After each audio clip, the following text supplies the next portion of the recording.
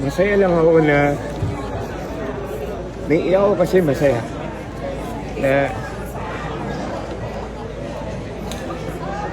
sorry. Naging okay kami lahat. Pero kailangan ko pa rin kahit pa paano i-win bawat isa. Kailangan ko bumawi. And then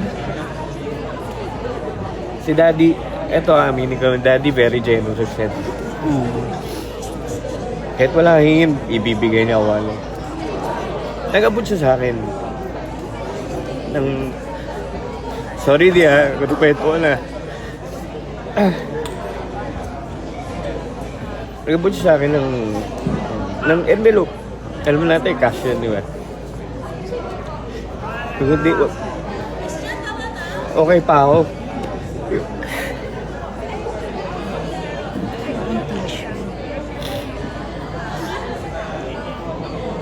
Okay pa ako, sabi ko, ayos lang ako.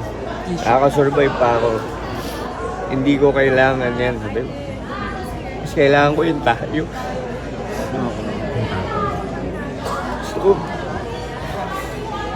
Gusto ko maging okay na tayo.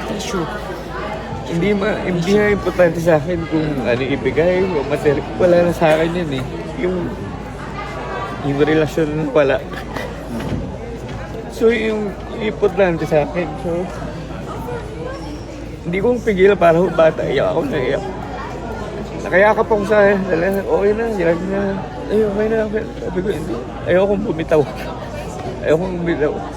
Sorry ako pa rin. Sorry. Sabi ko, nahihirapan din talaga ako. Sa tagal ko inipon. 4-5 taon.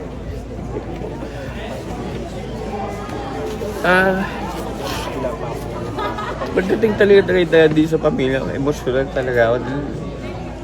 Doon ko naramdaman lalo yung value ng pamilya. Kung gaano ka-importante yung pamilya.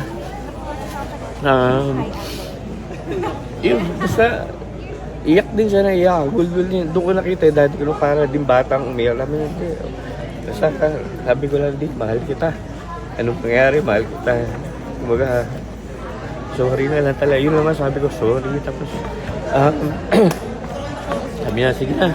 Pahirap mo na yung luha mo, lalabas na tayo, nakakahiya. Sabi pa rin gano'n. Kasi ito, bigla lang pumasok yung kapatid ko, si Jaco.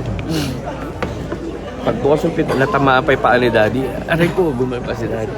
Ay, sorry. Naging comedy pa nga eh. Nasa lahi talaga yung comedy. Sorry, di nga. Sensya na, nasira ko yung moment ko. Sabi ni Jaco. So ako naman talaga, doon ko lang naramdaman, sabi ko, at least, tanggap pa rin ako kahit paano. Ganun kahit paano. Hindi, I mean, kasi yung sa pagkakamali ko, kasi pinairal ko kasi talaga yung pride. Alam mo yung,